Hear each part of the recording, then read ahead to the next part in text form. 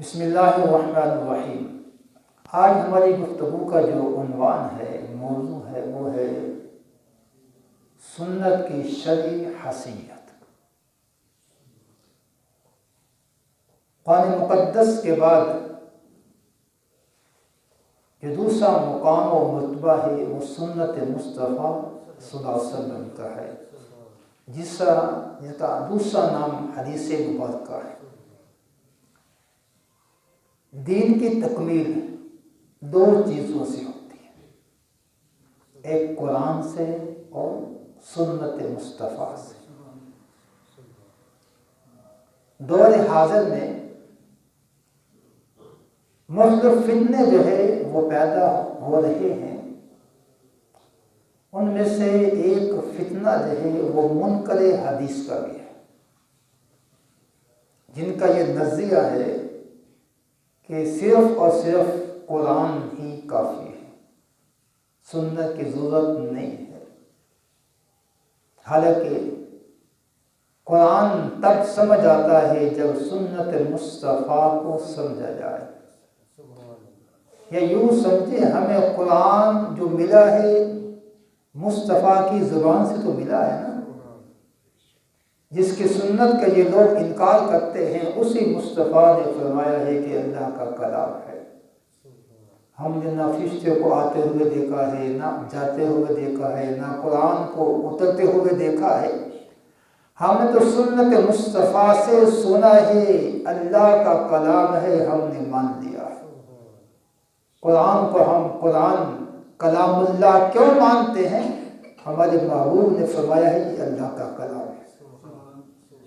لہذا جو ہے دین کی تکمیل دو چیزوں سے ہوتی ہے، ایک قرآن جو کلام اللہ ہے، دوسری حدیث مبارکہ جو سنت مصطفیٰ ہے۔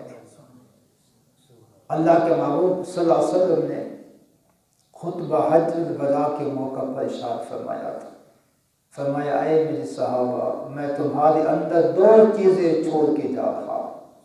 کتنی چیزیں؟ دو چیزیں چھوڑ کے جا رہا ہوں۔ فرمایا ایک اللہ کا کلام قرآن ہے، فرمایا دوسری میری سنت ہے۔ اگر ان دونوں کو تھامے رہو گے تم کامیاب و کامران ہو جاؤ گے۔ لہذا قرآن وہ بھی شرعی دلیل ہے، سنت مصطفیٰ بھی شرعی دلیل ہے۔ دین کی تکمیل قرآن کے ساتھ ساتھ سنت مصطفیٰ پہ عمل کرنے سے ہوتی۔ اللہ نے قرآن مقدس کے اندر مختلف مقامات پر سنت مصطفیٰ صلی اللہ علیہ وسلم کی وضاحت فرمائی ہے۔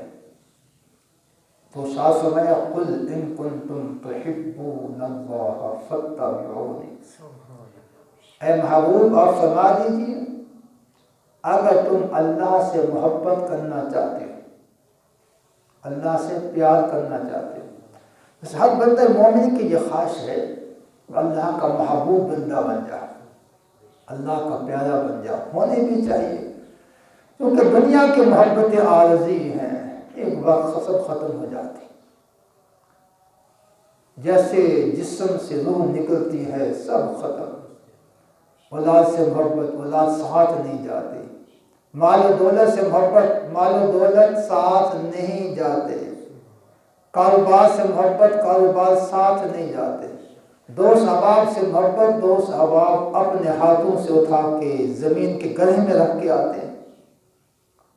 دنیا کی جتنی محبتیں ہیں عارضی ہیں، ایک محبت وہ محبت خدا ہے، یہ محبت مصطفیٰ ہے جو دائمی ہیں۔ دنیا کی محبتیں وفا کر جاتی ہیں، لیکن اللہ رسول سے محبت اس میں وفا ہی وفا ہے، بے وفائی کا تصور ہی نہیں ہے۔ تو فرمایا قل محبوب فرما دیجیے ان کنتم تحبون اللہ، اگر تم اللہ سے محبت کرنا چاہتے ہو تو کیا فاتبعونی، تم میری پیروی کرو۔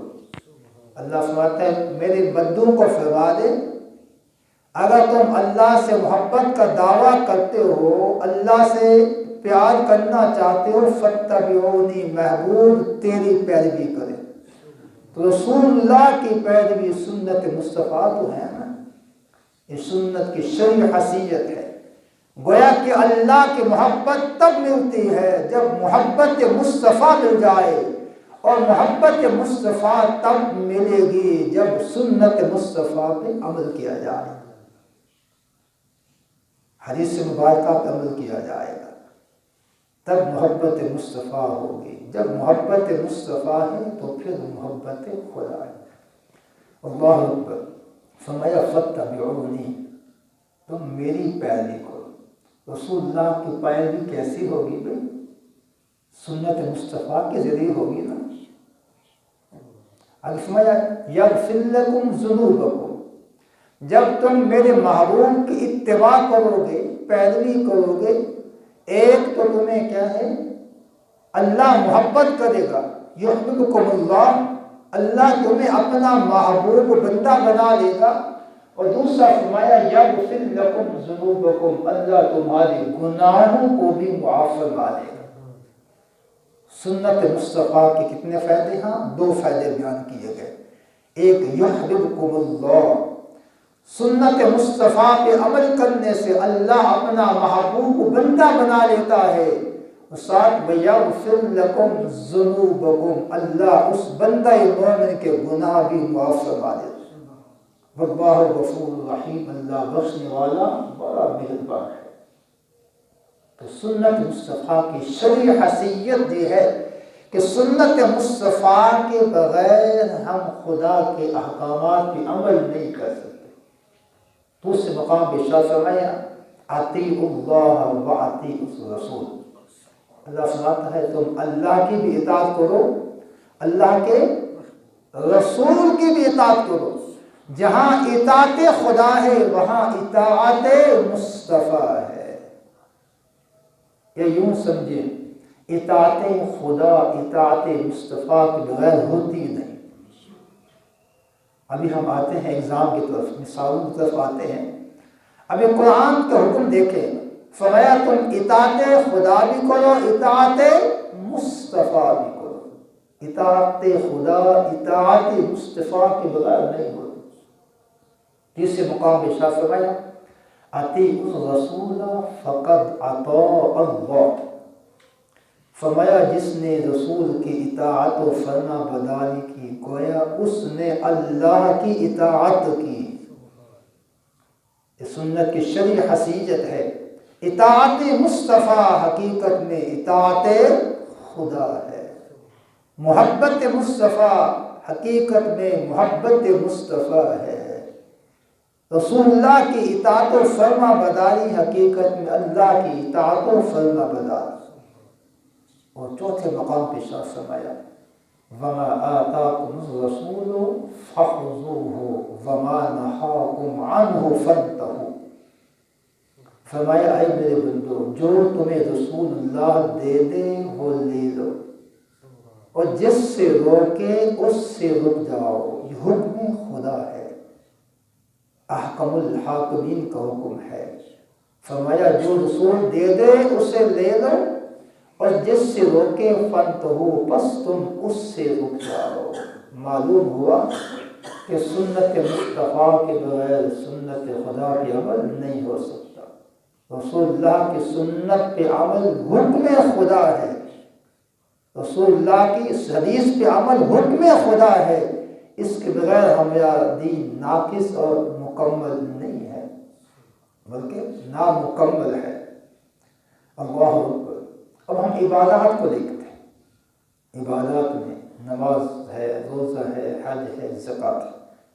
اللہ ارشاد فرماتا ہے وَأَقِیمُوا الصَّلَاةَ، فرمایا تم نماز قائم کرو. قرآن مقدس کی الحمدللہ سے لے کر والناس کی سین تک 30 سپارے ہیں، 114 سورتیں ہیں. آپ پڑھتے چلے جائیں. نماز کا حکم بار بار آتا ہے، بار بار ملتا ہے. کہیں نماز کا طریقہ نہیں ملتا، نماز کا طریقہ نہیں ہے. وَقَضَىٰ رَبُّكَ أَلَّا تَعْبُدُوا إِلَّا إِيَّاهُ، تمہارا رب تمہیں حکم دیتا ہے صرف اسی کی عبادت کرو. کہیں نماز کا طریقہ نہیں ملتا، صرف حکم ملتا ہے. عرض کی صحابہ کرام نے، یا رسول اللہ صلی اللہ علیہ وسلم، اللہ نے ہمیں قرآن مقدس میں اپنی عبادت کا حکم دیا ہے. وہ ہمارا خالق ہے، ہمارا رازق ہے، وہ ستار و غفار ہے. ہم اپنے خدا کی عبادت کیسے کریں؟ عبادت کیسے کریں؟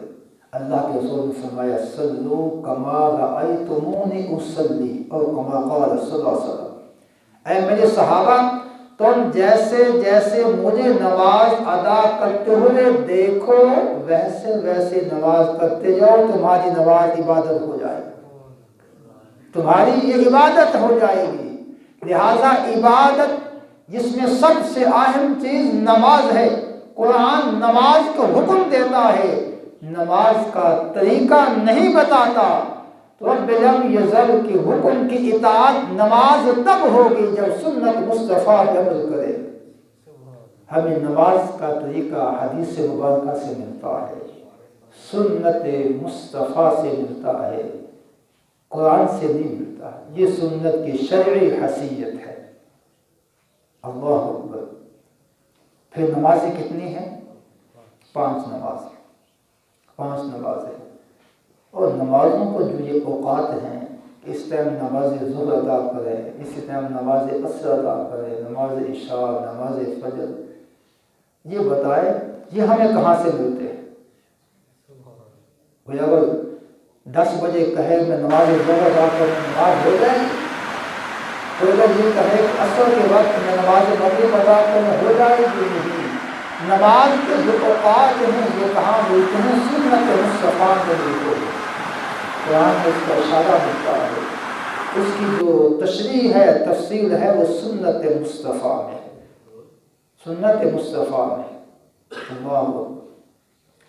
اس کے بعد پھر نماز ظہر کی کتنے رکعتیں ہیں؟ 12. 4 سنتیں معتبرہ، پھر 4 فرض عین، پھر 2 سنتیں معتبرہ. یہ 12 رکعتیں ہیں، کسی قرآن کی آیت کے اندر ثابت نہیں.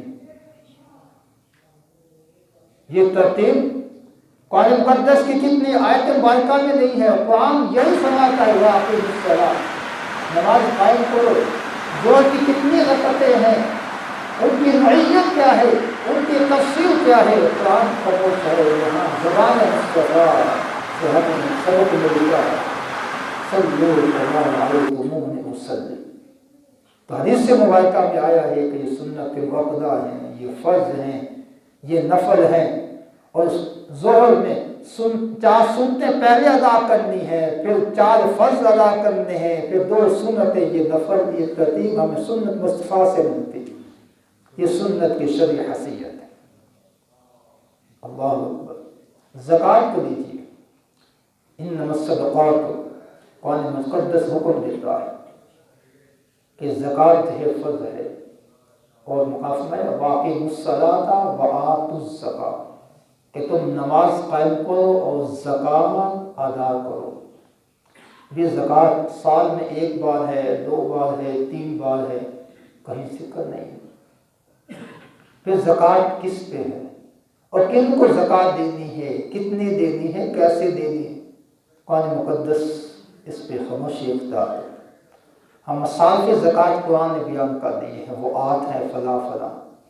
زکوٰۃ کی نوعیت کیا ہے، کتنی مقدار ہے، کس کے پاس کتنا سونا ہو، کتنی چاندی ہو، کتنا زیور ہو، کتنی مالیت اس پر زکوٰۃ ہے. قرآن خاموش ہے. سنت مصطفیٰ میں تفصیل ملتی ہے. فرمایا جس کے پاس 7.5 تولے سونا اس سے زیادہ ہے اس پر زکوٰۃ ہے. جس کے پاس 7.5 تولے چاندی اس سے زیادہ اس پر زکوٰۃ ہے. یہ اس کے قائم مقام اس کے پاس نقدی رقم ہے. لہذا زکوٰۃ کی ادائیگی میں قرآن کے حکم کے ساتھ ساتھ جب تک ہم سنت مصطفیٰ پہ عمل نہیں کریں گے تو ہم زکوٰۃ ادا نہیں کر سکتے. اللہ اکبر. قرآن عشر کا حکم دیتا ہے. زکوٰۃ مال پہ ہے، عشر زمین پہ ہے، زمین کے پیداوار پہ. لیکن کہیں بھی اس کی تفصیل نہیں ہے۔ حدیث مبارکہ میں پھر اسرت کی تفصیل جو ہے وہ موجود ہے کہ وہ زمین جسے بارش کو پانی لگتا ہو اس کی نوعیت اور ہے، وہ زمین وہ پیداوار جسے ہم قیمتاً پانی لگاتے ہیں اس کے اندر اسرت کی نوعیت اور ہے۔ اس کی تفصیل کہاں ملتے ہیں؟ حدیث مبارکہ سے ملتے ہیں۔ اللہ اکبر۔ حج کے حکم اللہ صاف فرماتا ہے وَأَتِمُّوا الْحَجَّ وَالْعُمْرَةَ لِلَّهِ، فرمایا تم اللہ کے گھر کا حج اور عمرہ کرو، حج اور عمرہ کرو۔ یا اللہ ہم حج کب کریں، کس مہینے میں کریں، کس تاریخ سے شروع کریں، اور حج شروع کیسے کرنا ہے، حج میں لباس کون سا ہونا چاہیے، کپڑے کتنے ہونے چاہیے، پہلے کون سا رکن ادا کریں، دوسرا رکن کون سا ادا کریں، تیسرا رکن کون سا ادا کریں۔ قرآن مقدس خاموش ہے، قرآن یہی فرماتا ہے وَأَتِمُّوا الْحَجَّ وَالْعُمْرَةَ لِلَّهِ۔ آج ہمارا گفتگو کا عنوان کیا ہے؟ حدیث کی شرعی حیثیت، حدیث کی شرعی حیثیت۔ جو لوگ یہ کہتے ہیں ہمیں قرآن ہی کافی ہے، تو ان کے لیے یہ جواب ہے قرآن کافی نہیں ہے۔ قرآن کے ساتھ ساتھ جب تک سنت مصطفیٰ نہ ہو تو قرآن پہ عمل نہیں ہو سکتا۔ تو قرآن سناتا ہے وَأَتِمُّوا الْحَجَّ وَالْعُمْرَةَ لِلَّهِ کہ تم اللہ کے گھر کا حج عمرہ کرو۔ یا اللہ ہم حج کیسے کریں، عمرہ کیسے کریں، لباس کون سا ہونا چاہیے، کتنے کپڑے ہونے چاہیے، اور یہ احرام کہاں سے باندھنا ہے، کون سی جگہ ہے، کب کھولنا ہے، قرآن کو مشق۔ فرمایا میرے مصطفیٰ کی پیاری، اللہ نے کیا فرمایا؟